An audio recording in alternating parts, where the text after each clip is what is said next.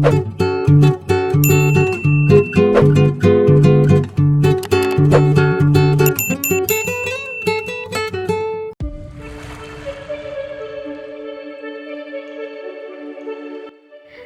sekarang kita akan belajar tentang jaringan dewasa. Bedanya dengan meristem apa kira-kira? Coba ingat-ingat lagi, kalau jaringan meristem itu karakteristiknya seperti apa? Ya, adalah jaringan yang aktif membelah. Biasanya dia sangat berperan dalam proses pertumbuhan pada tanaman. Nah, sekarang Bunda di sini akan membahas mengenai berbagai macam jaringan dewasa. Maksudnya dewasa di sini dia sudah tidak aktif membelah gitu. Jadi sudah permanen sifatnya ya. Yang pertama, ada beberapa jaringan, nanti kita bahas dulu yang pertama, yaitu ada jaringan dasar.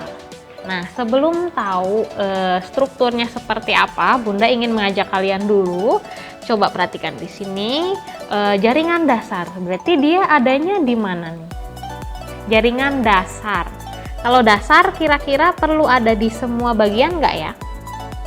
Iya, dia tersebar di seluruh bagian tumbuhan. Bagian mana aja, Bun? Bagian tumbuhan paling utama itu kan ada akar, batang, dan daun. Jadi jaringan dasar ini akan kalian jumpai pada organ akar, batang, dan daun. Meskipun letaknya itu agak berbeda-beda, tapi sudah dapat dipastikan bahwa jaringan dasar itu ada di seluruh bagian tersebut. Kita lihat dulu strukturnya. Nah, ini struktur jaringan dasar atau disebut juga jaringan parenkim. Ya, silahkan kalian lihat di situ strukturnya seperti apa.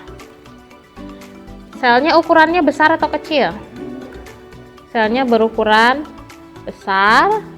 Kemudian dindingnya tebal atau tipis? Dinding selnya maksud Bunda. Nah, ini lihat, coba kalian lihat di sini. Untuk penampakan yang seperti ini dinding selnya, kan tumbuhan itu punya dinding sel ya. Dinding selnya itu tergolong ke dalam kategori yang tipis. Dinding sel tipis. Kemudian lihat antar selnya, apakah rapat atau ada celah-celah, ada ruang antar sel. Iya, dia ada ruang antar sel. Maksudnya ruang antar sel itu ada celah antara sel yang satu dengan sel yang lainnya, jadi tidak rapat-rapat. Kalian bisa lihat di sini, terutama di sudut-sudut ini adalah celahnya. Nah ini adalah ruang antar selnya seperti itu. Dan ini selnya hidup ya.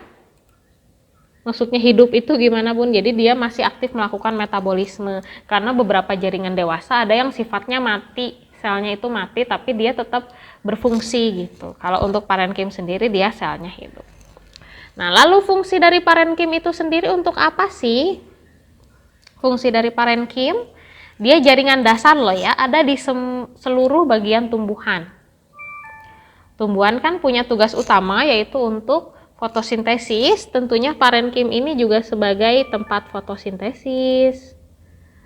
Bisa sebagai tempat menyimpan cadangan makanan, ya. Apalagi menyimpan air ya. Bisa juga untuk menyimpan udara. Gitu. Seperti itu. Coba kira-kira apa lagi fungsinya?